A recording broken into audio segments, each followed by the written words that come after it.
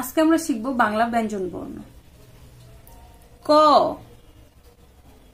খ, গ, ঘ, উম, চ, ছ, বর্গীয় জ, জ, ইয়, ট, ঠ, ড, ড, মূর্ধন্য,